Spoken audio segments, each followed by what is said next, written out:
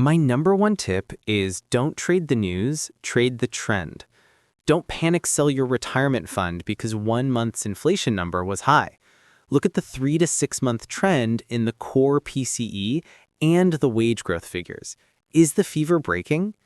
Two practical applications.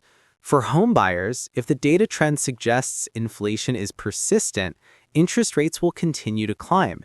If you plan to buy, locking in a fixed mortgage rate now might be vital before they rise further. For savers, in times of high inflation, the document notes that cash is trash.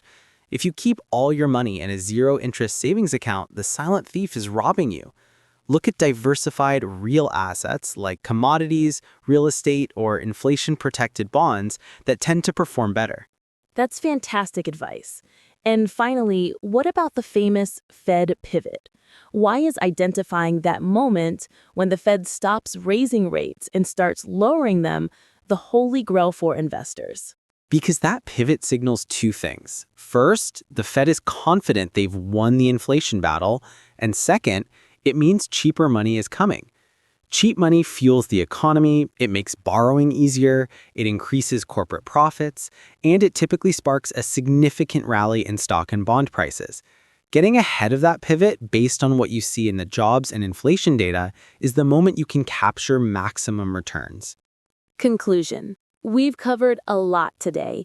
We defined inflation as the silent thief, employment as the economic engine, and explored the macabre dance between them and the Fed's interest rates.